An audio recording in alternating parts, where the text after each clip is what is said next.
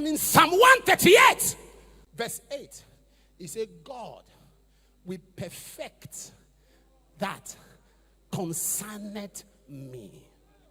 So to assess your kingship, the first thing you need is what? Warfare. Every destiny is surrounded by warfare. It is your contention, understanding warfare, that determines your welfare. And when you get your welfare, you will be well fed.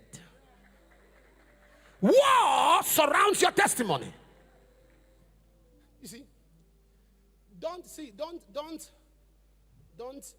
copy. You see, don't act like Solomon, who you think had no war to fight. David contended for Solomon, 66 battles and 1 war. But when Solomon became a king, he operated warfare, but with wisdom. Solomon married 700 wives, 300 concubines. Not because he was promiscuous. It was strategy. Solomon had 700 cities around him and 300 regions. So he picked a princess each from the palace. So no king could fight him because you can't fight your in-law.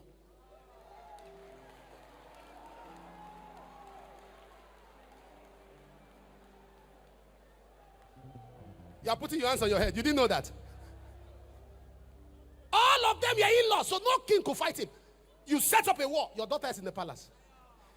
1,000. He didn't know all of them. Solomon was not calling the wives by name. He was calling them by codes. Florence 202. So sometimes God does not consult with your present to determine your future. God does not consult with your present to determine your future.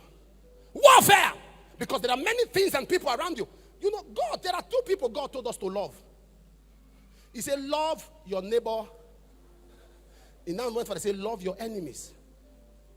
Only those 2 people. Love your neighbor, love your enemies. Because your enemies are amongst your neighbor.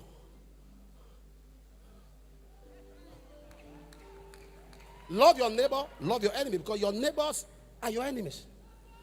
Those you think are close to you are your problem. To assess your throne as a king, you need power. I love power.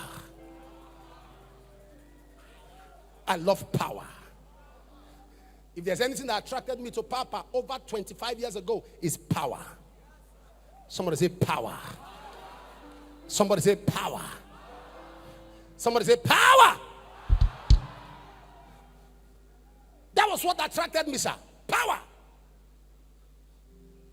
We are in a generation that if you lack power, this world is too busy to know you.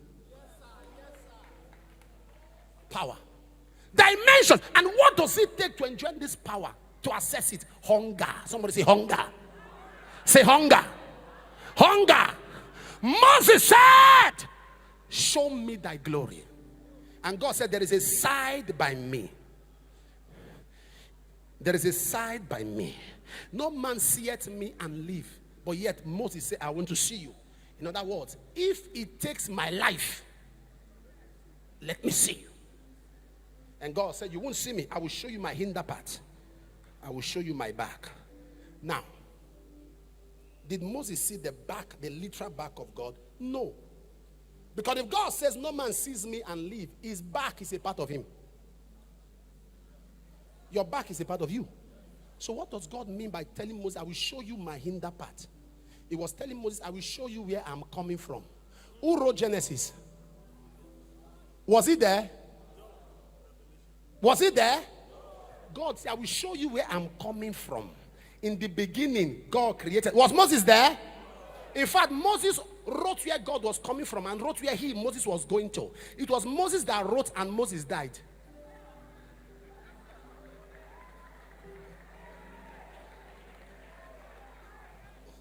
Oh, you are not following what I'm saying.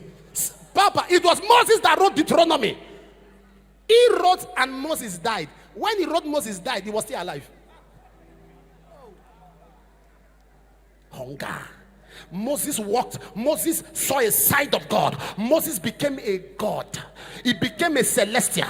That is why men could not kill him. It took God to kill him. Because terrestrials don't kill celestials. Men can't kill God.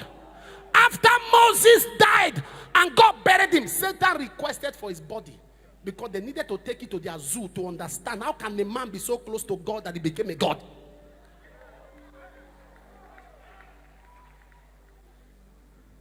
Papa, I tell you today, I've never said this to you. One thing I saw in you was prayer.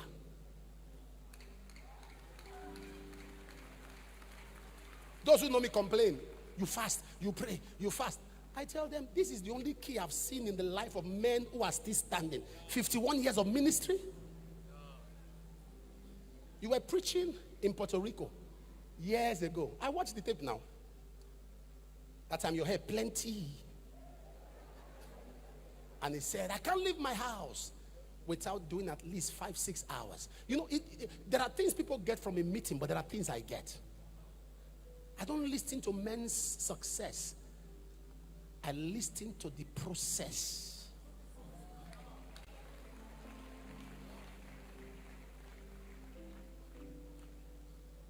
No, I'm honest with you. If I tell you now that I'm poor, I'm unfair to you. If I tell you now that God has not blessed me, I'm unfair. It's not humility. I'm lying. If you still know how much you have in your account, you are broke.